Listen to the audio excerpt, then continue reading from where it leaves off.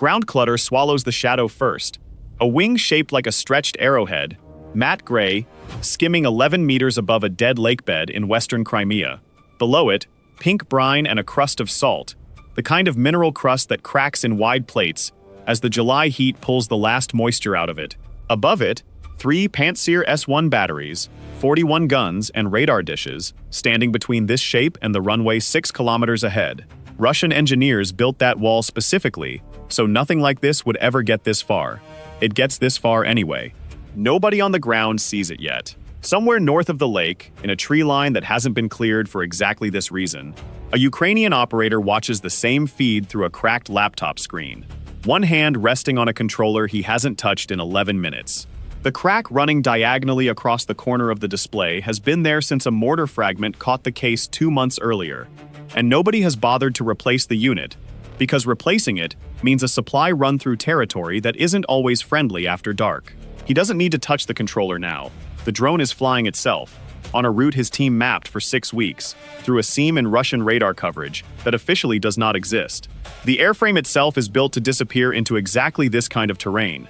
Its skin is a composite blend chosen less for strength than for radar absorption. A matte gray-green that shifts almost imperceptibly with the angle of the light. And its planform, that stretched arrowhead, was shaped in wind tunnel testing to keep its radar cross-section closer to that of a large bird than an aircraft. At 11 meters of altitude, riding the thermal bloom coming off the salt crust in the pre-dawn heat, its infrared signature all but vanishes into the noise of the lakebed itself, still radiating the previous day's sun back into a cooling sky. This is not luck. Every meter of that altitude, every degree of that approach angle, was chosen months earlier by people who had never seen this specific stretch of shoreline in person, working only from satellite passes and terrain models. In 90 seconds, a $50 million fighter jet is going to burn. This is the story of how it happened, not the version Russian state media put out 3 days later, which mentioned nothing. The version rebuilt from the drone's own navigation log, from radar intercepts, from satellite images taken 11 hours apart, and from the handful of intercepted radio transmissions that Ukrainian signals units were willing to let journalists see. It's a story about a dome that Russia swore was unbreakable, and the 11-minute gap its own crews never closed. We'll get to the fire. First, you need to understand the wall. Saky airbase sits on the western shoulder of Crimea, a few kilometers from the town of Novofedorivka, close enough to the Black Sea that pilots taxiing out can smell it. Before 2022, it was a training field, a place where Russian and even foreign naval aviators once practiced touch-and-go landings on a mock aircraft carrier deck painted onto the tarmac, complete with painted arrestor lines and a fake island superstructure built out of shipping containers. Veterans of that program have described it in interviews as almost quaint, a relic of a slower military era. War turned it into something else entirely. By the summer of 2026, Saky housed a rotating wing of Su-30SM and Su-24 strike aircraft, refueling infrastructure for Black Sea Fleet aviation, hardened revetments built or reinforced since the start of the full-scale invasion, and enough fuel storage to keep sorties running for weeks without resupply from the mainland. It had already burned once before. Ukrainian intelligence sources have long pointed to earlier strikes on this same airfield that destroyed a string of Russian aircraft and rattled Moscow badly enough that tourists filmed the smoke from beach towels 40 kilometers away. Footage that circulated for days afterward, despite official denials that anything unusual had happened at all. Local residents in Novofedorivka were evacuated for several hours during that earlier incident, and some who spoke to journalists months later still described the sound of the explosions as something they felt in their chests before they heard it in their ears. Saky was never just an airbase. It was a symbol, and everyone on both sides knew it. One name worth mentioning here, because it rarely makes it past a single line in most accounts of Saky's history, Oksana Petrievna, a shopkeeper in Novofedorivka, who lost the roof of her rental apartment during the earlier strike, and who gave a short interview to a regional outlet the following winter. She wasn't angry at the war in the abstract, she said. She was angry that nobody from the base had ever explained to residents what exactly was stored close enough to their homes to level a roof from 3 kilometers away. That single interview, translated and picked up by a handful of international outlets, became one of the few civilian voices attached to a story that otherwise reads entirely as hardware and radar logs.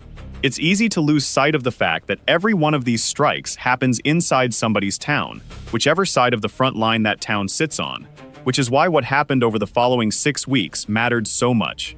Roll back to late May 2026.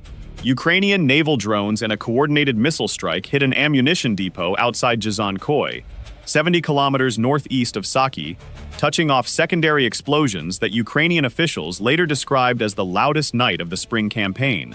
Residents as far as 30 kilometers away reported windows rattling in their frames.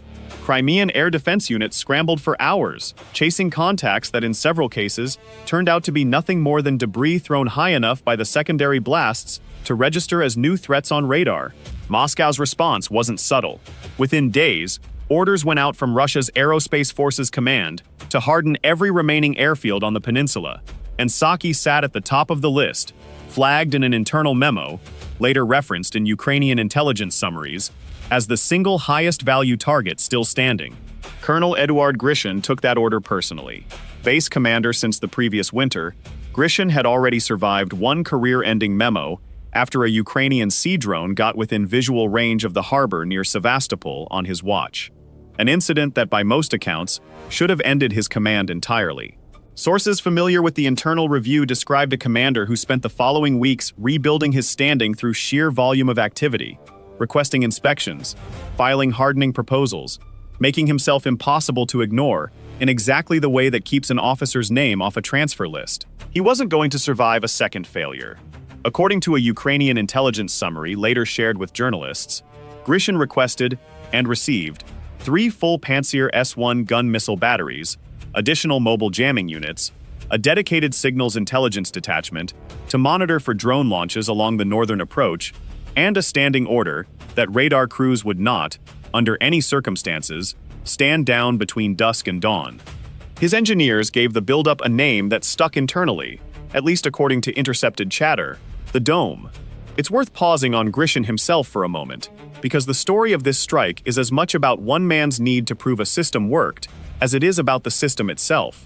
Officers who served under him in earlier postings, speaking anonymously to independent Russian military bloggers, described him as competent but rigid, the kind of commander who trusted hardware over instinct, and who treated a defensive plan as finished the moment the equipment arrived on site, rather than something that needed to keep evolving against a moving enemy. That instinct, or the lack of it, would matter more than anyone at Saky understood in June.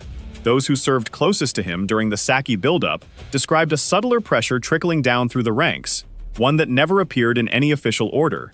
Battery commanders were told, informally, that equipment requests would be approved without the usual paperwork delays, so long as results, meaning uneventful nights, kept getting reported up the chain. It created an unspoken incentive to interpret ambiguous readings charitably, to write clutter instead of unidentified, because an uneventful night was a good night for everyone's career, right up until it wasn't. 3 Pantsir batteries. Each one carries 12 57E6 guided missiles and a pair of 30mm autocannons capable of throwing out 5,000 rounds a minute, with an effective intercept envelope that Russian manufacturers have marketed for years as capable of handling everything from cruise missiles to small drones the size of a dinner plate.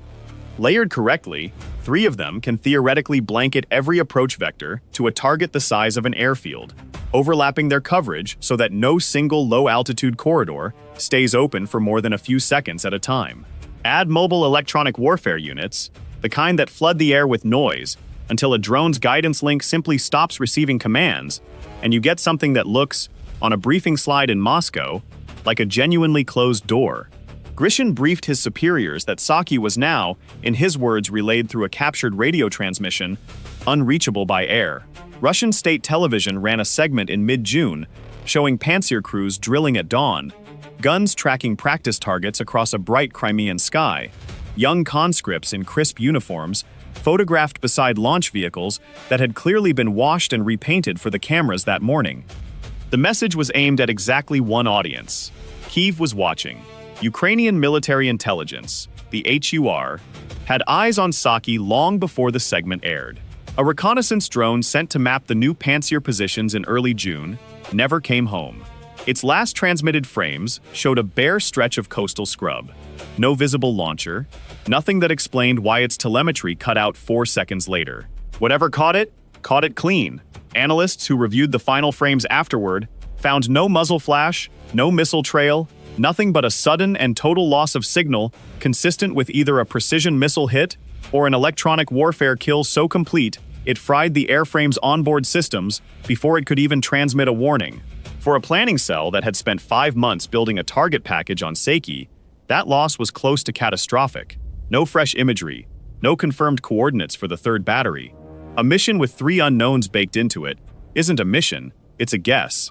And guesses get pilots and drone crews killed for nothing. There was a third source, feeding Kovalenko's picture of Saky, one that surfaces only briefly in the declassified notes, and that Ukrainian officials have never elaborated on publicly beyond a single line. In early June, a Russian contractor who had worked briefly on radar calibration equipment at a facility near Zhuzhenkoi was detained, crossing into territory controlled by Ukrainian forces further north, for reasons unrelated to Saky entirely. During a routine debrief, an interrogator with a background in electronic warfare noticed the contractor's answers about calibration schedules kept circling back to a detail nobody had asked about directly.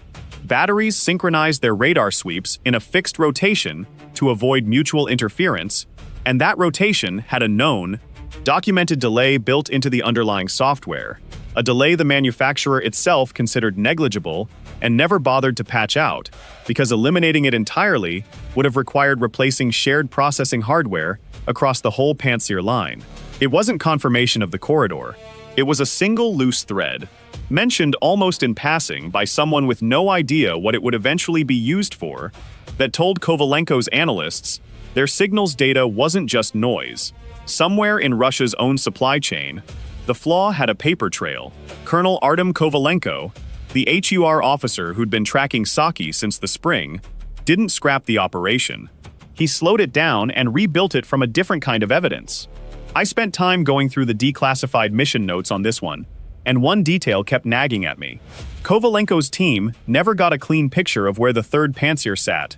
What they got instead was something arguably more valuable: 6 weeks of intercepted radar handshake traffic between the 3 batteries, harvested by a signals unit operating well outside the peninsula, likely from a fixed listening post on the Ukrainian-controlled side of the Dnipro Delta, though the exact location has never been confirmed publicly for obvious reasons.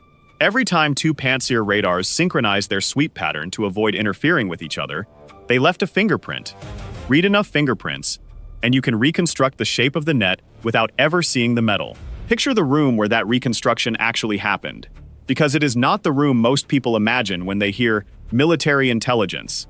Not a war room with a wall-sized map and officers barking coordinates. A handful of analysts, some of them barely out of university, working in shifts around a bank of monitors, displaying nothing but scrolling frequency data, cross-referencing timestamps against known Pantsir rotation cycles, pulled from open-source manuals, and captured equipment manifests from earlier in the war. One analyst, referred to only by first name in later reporting, apparently spent 3 consecutive nights manually plotting handoff delays on a spreadsheet because the automated pattern recognition software the unit normally used kept flagging the anomaly as noise and discarding it.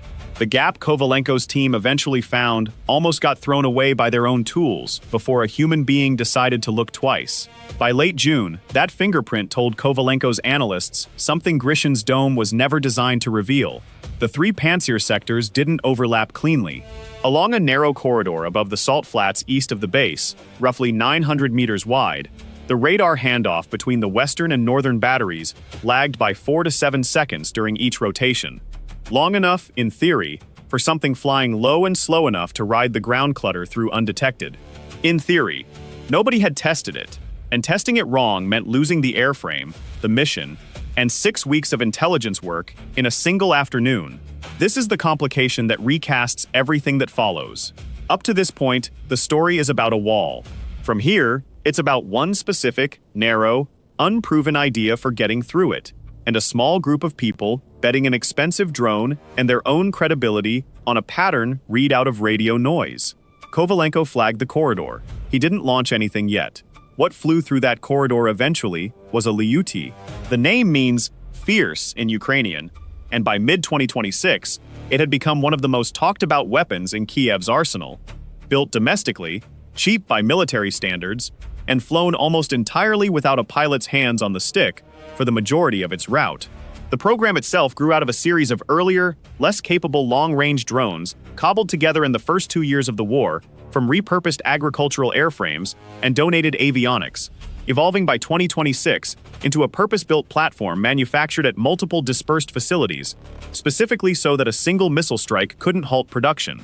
Component sourcing for the guidance electronics reportedly drew on a patchwork of legally imported commercial parts, off-the-shelf navigation chips, and modified consumer-grade autopilot boards repackaged into a military airframe, a supply chain built explicitly to be resistant to sanctions rather than dependent on any single defense contractor's factory floor.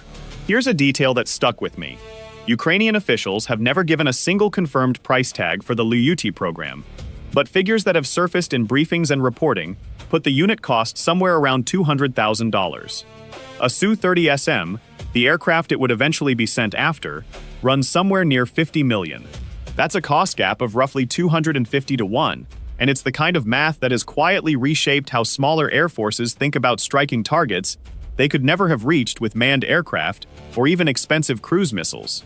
Specifications vary by source and by version, but the airframe involved in this operation reportedly carried a warhead in the range of 70 kilograms, cruised at around 180 kilometers an hour, and had an effective range past 1,000 kilometers depending on payload and routing. It flies low. It flies slow, compared to a jet. And it flies without a human physically at risk inside it, which changes the entire calculus of what a country is willing to send at a target defended by 3 Pantsir batteries and a standing shoot-on-sight order. Most people assume a strike drone like this is basically remote-controlled the whole way in, a joystick and a nervous operator threading a needle for hours. It isn't. Not for most of the flight. The Lyutyi flies its route on pre-programmed navigation, correcting for wind and terrain, largely deaf to jamming, because it isn't constantly asking a satellite or a ground station for permission to keep flying. Only in the final stretch, the terminal run toward a specific target, does a human typically take a more active role, and even then, the aircraft is built to finish the job on its own guidance if that link goes dark. That design choice is exactly what made the Saky corridor survivable to attempt in the first place. A drone that needs a constant, jam-proof connection to a human pilot would have been blinded the second it crossed into Russian electronic warfare range. One that doesn't need that connection can fly through jamming that would otherwise be lethal to the mission. Kovalenko's team built the route in early July, not a straight shot at the base. A dogleg, dropping the aircraft down over the Sasyk-Sivash salt lake east of Saky, a stretch of shallow pink-tinted water that plays havoc with ground-based radar because of how flat and reflective the terrain is at dawn and dusk, its surface color shifting from pale rose to a deep coral, depending on the concentration of the algae that gives the lake its tint.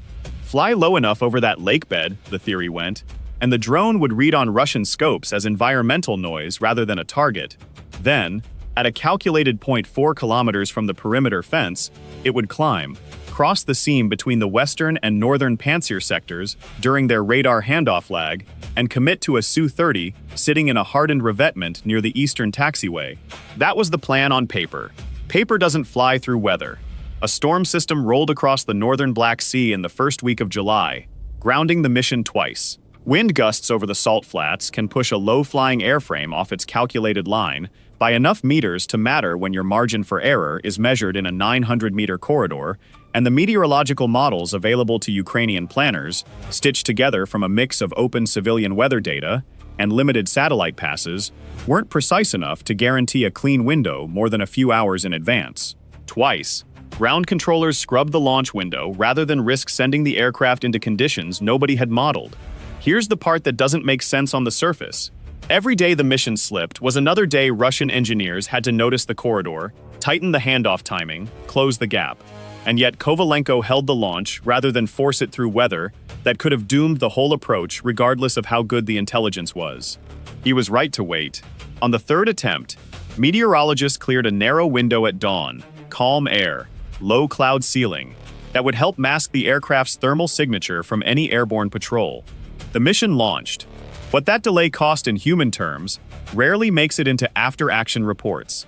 The operator call-signed Yastrub, who would eventually fly the terminal approach, had been on a rotating standby schedule for 11 days straight by the time the third window opened. sleeping in 2 to 3 hour blocks in a converted shipping container near the launch site, eating whatever the unit's supply run brought that week, waiting for a weather call that kept slipping past his own exhaustion. Colleagues later described him as almost relieved when the scrub calls came, not because he wanted to avoid the mission, but because 2 more scrubs meant 2 more chances to actually sleep before the version of the flight that mattered. What strikes me about this particular decision is what it says about how this war is actually being run on the Ukrainian side, away from the headlines about miracle weapons. It isn't miracle weapons. It's patience applied to a machine that costs less than a house, flown by exhausted people willing to lose 6 weeks of work rather than lose the aircraft to bad wind. The launch site sat well back from the front line, a concealed pad near Berislav in Kherson Oblast, roughly 230 kilometers from Saky, by the route the drone would actually fly, disguised under camouflage netting, stretched over what had once been a grain storage yard, before the war repurposed half the buildings in that district for one military use or another. 14 aircraft went up that morning as part of the coordinated package.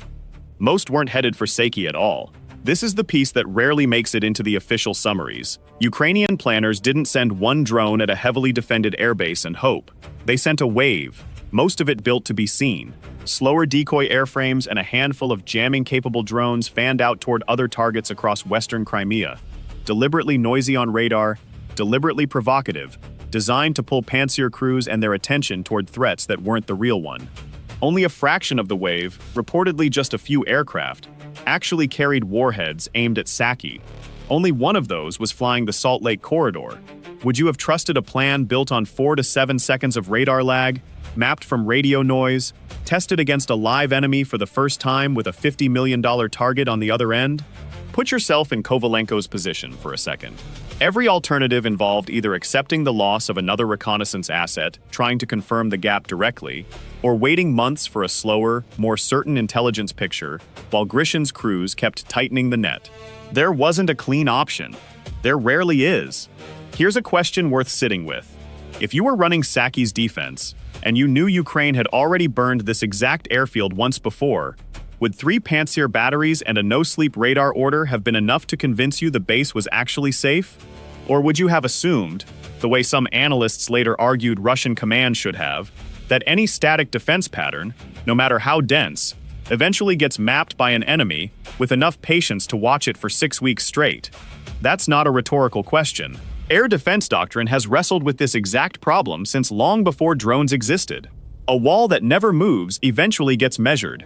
The 14 aircraft wave crossed into Crimean airspace shortly after 4 in the morning. Russian air defense radar picked up the decoys almost immediately, exactly as planned. Chatter intercepted by Ukrainian signals, units in the following hours, describes a scramble across multiple sectors, batteries well north and east of Saky, engaging drones that were never going to reach anything worth defending.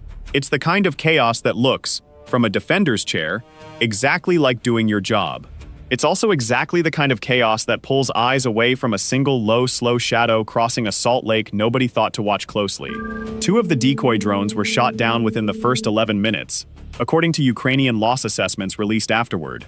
A jamming-capable airframe was struck near Yevpatoria by what analysts believe was a Buk M3 system, supporting the broader Crimean air defense network. Its wreckage later photographed by a local resident and posted briefly online before the post was taken down.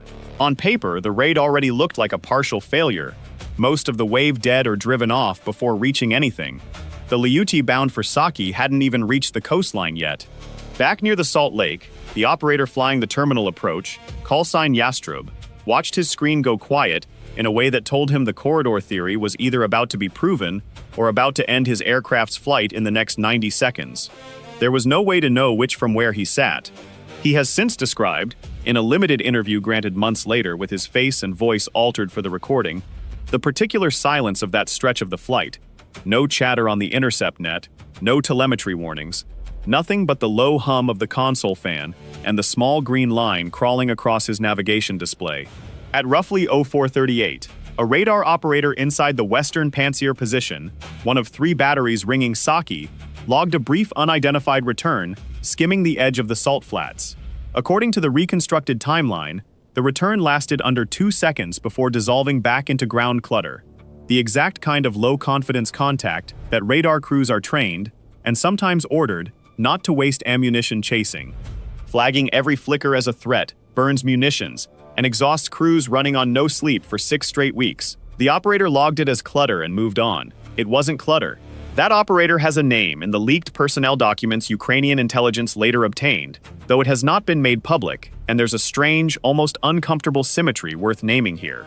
He was, by most accounts, doing exactly what 6 weeks of training and a punishing no-sleep schedule had conditioned him to do. Junior conscripts rotating through Pantsir crews on the peninsula have described, in accounts gathered by independent journalists covering morale inside the Russian military, screen fatigue setting in after even a few hours of unbroken watch, the eye sliding past flickers that don't repeat, the brain filling in probably nothing because the alternative, treating every flicker as a threat, is not sustainable across a 6-week deployment with no relief rotation. He wasn't incompetent, he was tired, understaffed, and exactly as fallible as any human being asked to stare at a screen for 6 hours past the point of real attention. The Lyutyi held its line another 4 kilometers, riding low over the lake bed, exactly where Kovalenko's team had calculated the ground would swallow its signature. Then, at the planned point, it began to climb. Climbing was the moment of maximum exposure. Every meter of altitude the drone gained made it easier for any of the 3 Pantsir radars to separate it from the ground clutter that had hidden it for the previous 6 minutes. This was the 4 to 7 second handoff window Kovalenko's analysts had mapped from radio fingerprints, and it was about to be tested for real, against a live target, with no way to abort cleanly if the timing was wrong. It held. The Western battery's radar was mid-handoff to the northern sector exactly as predicted. Its beam pattern shifted just long enough, for the climbing drone to pass through the gap without triggering a locked track on either system. Whether that gap was going to close in the following weeks as Russian engineers tightened their timing, nobody flying that morning could know.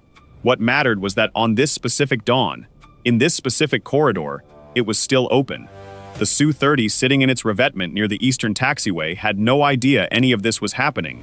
Tail number partially visible in later satellite imagery, the aircraft had reportedly been fueled and armed the previous evening for a dawn patrol sortie that never happened. A fully fueled strike aircraft in a hardened shelter is, in blunt terms, a bomb waiting for an excuse. Somewhere on the taxiway, not far from that revetment, a ground crew of 3 had finished their pre-dawn checks less than an hour earlier, signing off on fuel levels and munitions load before heading to a break room to wait out the hours before the scheduled sortie. None of them were near the aircraft when the Lyutyi crossed the perimeter, a detail Ukrainian analysts later noted with something between relief and professional indifference, since the strike was aimed at hardware, not personnel, and the timing of the dawn window had been chosen in part because ground crew presence near the revetments was historically lowest in the final hour before first light. It's a small mercy buried inside a targeting calculation, the kind of detail that rarely gets mentioned because it complicates a story that's easier to tell as pure hardware versus hardware. Here's the take that will probably get some pushback in the comments. Grishin's dome wasn't a bad plan. 3 Pantsir batteries, layered jamming, standing radar orders. That's a genuinely serious defensive investment, likely running into the hundreds of millions of dollars once you account for munitions, personnel, and the mobile electronic warfare units brought in specifically for this base. The failure wasn't the concept, it was the assumption baked into it, that a static ring of sensors, no matter how expensive, stays secret and stays effective against an enemy willing to spend 6 weeks quietly measuring its seams. We'll say what a lot of defense commentary won't say directly. Every fixed air defense architecture built during this war has had a shelf life measured in weeks, not months, once it faces a patient, well-resourced reconnaissance effort on the other side. Saky's dome held for roughly 6 weeks before someone found the door nobody thought was there. That's not really a story about Pantsir systems failing. It's a story about how short 6 weeks actually is when the other side is counting seconds of radar lag for breakfast. At 05:19, the Lyutyi leveled off for its terminal run, 400 meters out, closing fast on the revetment. The nearest Pantsir crew, the same Western battery that had logged the brief unidentified contact 11 minutes earlier, finally got a clean track. Their 30mm autocannons began traversing. They opened fire 4 seconds after the drone crossed into visual range of the position, according to the reconstructed engagement timeline. 4 seconds doesn't sound like much, At the closing speed involved, it was the difference between an intercept and a spectator's view of the impact. We cut a lot of the raw radar transcript from this account for time. Technical back and forth between the three Pantsir crews, trying to reconstruct after the fact exactly where their coverage failed. If you want the deeper breakdown of that internal argument, drop a comment and we'll consider a follow-up on it. The warhead detonated against the Su-30's fuselage at 0524. Witnesses near the perimeter, cited in local reporting picked up by Ukrainian monitoring channels, described a fireball that lit the revetment walls orange before the aircraft's own fuel load turned a single impact into a much larger secondary explosion. Tracer fire from the Pantsir's guns continued arcing into empty air for several more seconds, chasing an aircraft that no longer existed as a threat because it had already finished its job. Ground crews, sheltering in a bunker roughly 200 meters from the revetment described, in accounts later relayed through Ukrainian monitoring channels, a shockwave that arrived before the sound did, rattling the bunker's steel door hard enough to unseat it from its frame. The secondary explosion, fed by the aircraft's own fuel load, burned hot enough that firefighting crews reportedly held back for nearly 20 minutes before approaching, waiting for onboard oxygen tanks and any remaining ordnance to cook off, rather than risk another detonation mid-response. Satellite imagery captured roughly 11 hours later showed a scorched, collapsed revetment, debris consistent with a total loss of the airframe, and char patterns extending across the adjacent taxiway from the secondary fuel explosion.